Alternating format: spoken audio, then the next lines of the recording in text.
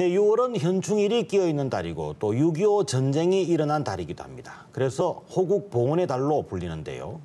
순국선열과 호국 영령의 숭고한 희생 정신을 기리고 또 그 의미를 새겨보는 뜻깊은 달이기도 합니다. 오늘 인사이드 대담에서는 호국 봉헌의 달을 맞아 전용진 경남 동부보훈지청장과 함께 경남의 국가유공자로 지정된 분들과 그들에 대한 지원 대책은 어떤 게 있는지 알아보도록 하겠습니다. 자, 전용진 지청장 스튜디오에 나와 있습니다. 자, 안녕하십니까? 네, 안녕하세요. 반갑습니다. 네, 나와주셔서 반갑습니다. 감사합니다. 네, 고맙습니다. 네. 네.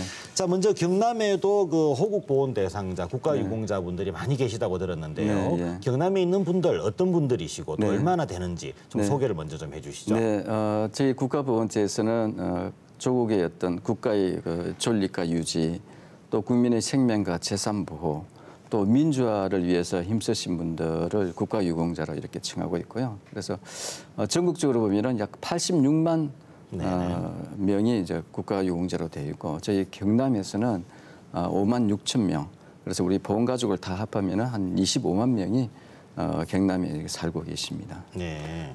특히 이제 이 보훈 대상자라 그러면은 이제 크게 한 세 가지로 분류를 할 수 있어요. 하나는 독립, 두 번째는 이제 호국, 세 번째는 민주화 이렇게 될 수 있는데, 독립은 아시다시피 일제 강점기 시절에 나라를 되찾기 위해 독립운동을 하신 분들, 두 번째 호국은 6.25 전쟁, 또 월남 전쟁, 그 외에 국토 방위를 위해서 헌신하시다가 돌아가시거나 또 부상을 입거나 질병을 입으신 분들이고요.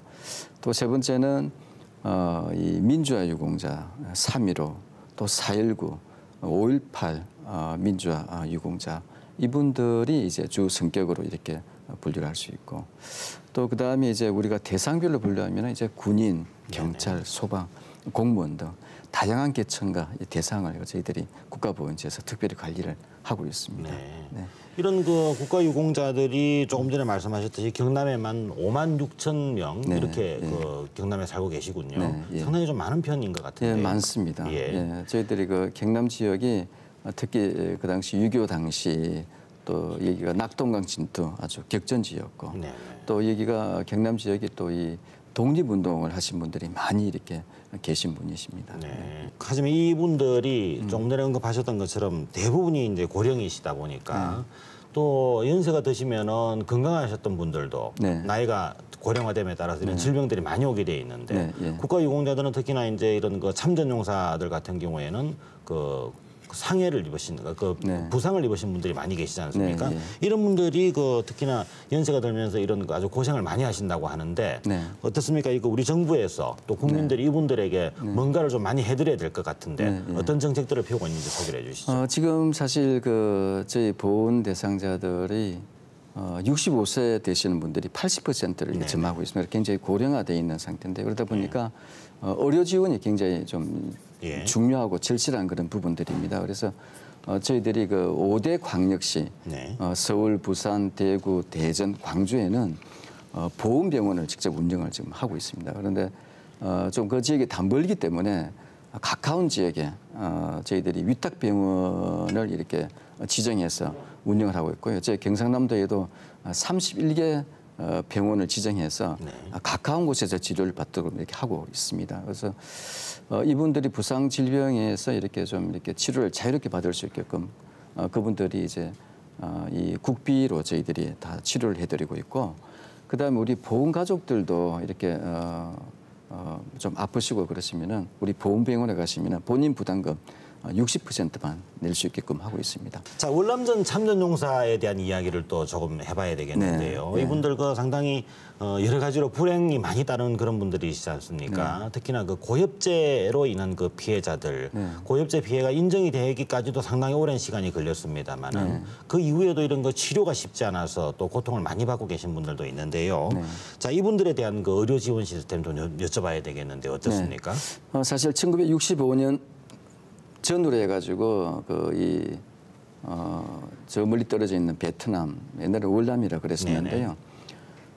그 당시 그 세계 자유와 평화를 지키기 위해서 우리나라 국군 장병 31만여 명이 파병돼 갔었습니다. 그래서 그 중에서 한 10만여 명이 고엽제 질병으로 이렇게 등록도 계시고 우리 경상남도에도 한 6,600명이 고엽제 환자로 되어 있습니다. 이 고엽제라는 것이 월남 그 당시 지역이 하나의 열대 우림 지역이다 보니까 굉장히 풀이 굉장히 무성하게 이렇게 자라서 그래서 그 풀을 제거하기 위한 약을 쓰는데 그게 고엽제입니다. 네. 그래서 이 고엽제가 죽음의 그늘자라고 이렇게 불릴 만큼 굉장히 독성이 그런 강한 그건데 그래서 우리 정부에서는 우선 이 고엽제 질병의 어떤 원인이랄지 질병 분리를 위해서 역학조사를 이렇게 쭉 해왔고요. 그래서 이분들이 정말 그 이 치료라든지 이런 것들을 잘 받을 수 있게끔 네. 저희들이 그 이 보험병원이라든지 또 우리가 위탁병원 지정된 곳에서도 좀 쉽게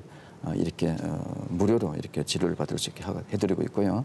또 고엽제 2세 환자에 대해서도 저희들이 그 국가에서 책임을 지고 진료를 하고 있는 그런 실정입니다. 자, 또 다른 제도를 하나 여쭤봐야 되겠는데요. 네, 보훈 섬김이 제도라는 게 있더라고요. 네, 저희 네. 그 방송에서도 저희 프로그램에서도 한번 소개를 해드린 언급이 기억이 됐었죠. 있는데요. 네. 네. 상당히 이 보훈 섬김이 제도가 이런 우리 그 국가유공자들한테서 아주 그 인기를 많이 끌고 있다 네, 이렇게 예. 얘기가 들리고 현장에서 확인을 받아 그런데 네, 예. 여러 가지로 이제 이런 그 재가복지 서비스죠. 네, 직접 그 보훈 가족의 그 집을 찾아가서 서비스를 하는 그런 제도인데 좀 자세하게 소개를 해주시고 아직도 잘 모르는 분들도 계시는 것 같은데요. 네, 예. 안내를 해주시죠. 네, 지금 우리 보훈 가족들이 굉장히 이제 고령화돼 있고요. 또 그다음에 부상 질병으로 굉장히 어렵게 생활하고 계시고 또 이렇게 또 많은 분들이 또 혼자서 생활하시다 보니까 노후 생활이 굉장히 좀 어려우세요. 그래서 저희들이 이제 재가복지 서비스를 하고 있는데 그 중에서도 이제 저희들이 보훈 승김이라 해가지고 우리가 일반 사회에서 보면은 그 요양보호사와 비슷한 일을 네. 합니다. 하지만 그와는 좀 달리 우리가 이 보훈 승김이가 보훈 대상자 집을 방문해서 정말 그 이 정성을 다해서 또 최선을 다해서 자기 부모처럼 이분들을 갖다가 보살피라는 의미에서 우리가 보훈 승김이라고 이렇게 표현을 해서 이렇게 객을 올려서 이렇게 그 운영을 하고 있습니다. 그래서 지금 현재 재가복지 서비스를 받고 있는 가구는 한 1,500여 가구 되고요. 이분들을 갖다 효율적으로 또 체계적으로 잘 이렇게 보살피고 관리하기 위해서 저희들이 그 보훈복지사 또 그다음에 보훈 승김이 또 이동보훈팀 해가지고 한 105명이 전담해서 민원 현장에 최일선에서 이분들을 보살피고 케어를 해드리고 있는 실정입니다. 자, 그리고 경남에는 이런 그 국가유공자들을 위한 시설로 산청군의 호국원이라는 시설이 있지 않습니까? 네, 이게 네. 이제 국립현충원과 같은 그런 그 시설인 걸로 알고 네, 있는데요. 맞습니다. 예, 소개를 좀 해주시죠. 어떤 시설인가요? 네, 저희들이 국가보훈처에서는 이제 대전에 있는 국립묘지가 있고요. 네. 그 외에 민주화 묘지 등 한 8개의 그 국립묘지가 있습니다. 네. 저희들 그 경상남도에는 3.15 국립묘지가 있고 또 산천호국원이 있습니다. 이 지금 산천호국원 같은 경우는 2015년도에 완공이 돼가지고 이 안장 수용 능력은 한 5만 기 정도 되고요.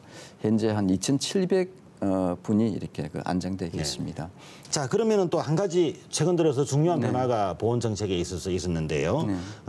문재인 정부 들어서 국가보훈처장으로 피우진 보훈처장이 임명이 됐습니다. 또 여성 최초의 이런 그 보훈처장이고 또 이분이 그 군인으로서 여성 최초의 또 헬기 조종사 출신이시더라고요. 네, 네. 자, 이분이 이제 보훈처장이 되면서 어떤 보훈 정책에 변화가 있지 않을까, 또 개혁이 있지 않을까 이런 기대감들이 있는데요. 어떻습니까? 변화가 좀 예상이 되나요? 네, 사실 굉장히 좀 파격적이라고들 다들 언론에서 이제 평을 네. 하고 있고요.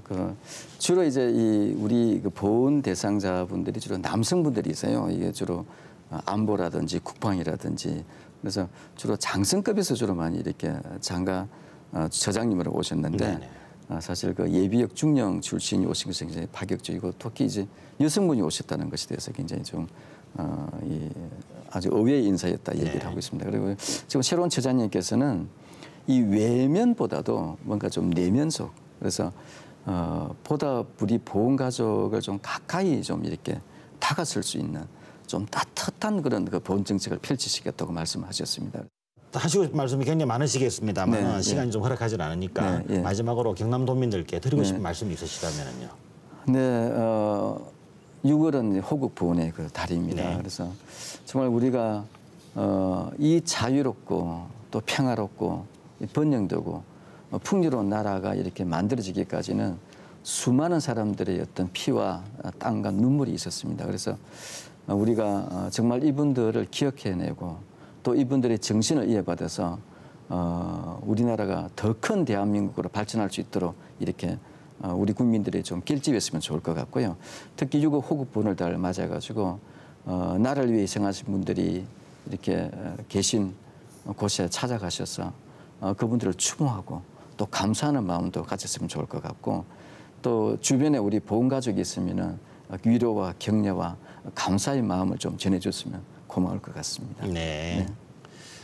네, 지금까지 호국 보훈의 달을 맞아 전용진 동부보훈지청장과 함께 여러 가지 이야기 나눠봤습니다. 자, 지청장님, 앞으로도 나라를 위해서 희생하신 분들 우리 주변에 많이 계십니다. 자, 호국 보훈자 대상자들을 위한 각별한 예우 그리고 이분들을 보살피는 데 부족함이 없도록 많은 노력해 주시기를 도민들과 함께 당부드리겠습니다. 네, 최선을 다하겠습니다. 네, 오늘 출연해 주셔서 감사합니다. 네, 감사합니다. 네.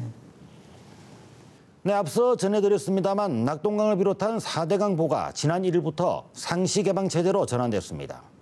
4대강을 건설하는 사업비는 22조 원을 넘는 천문학적인 비용이 들어갔습니다. 하지만 불과 준공 5년 만에 보를 개방하고 다시 허물어야 한다는 사회적 논란이 일고 있습니다. 4대강 사업 당시에도 논란이 거세게 일었지만 받아들여지지 않았던 것입니다. 4대강 사업을 원래대로 되돌리려면 다시 많은 예산이 들게 됩니다.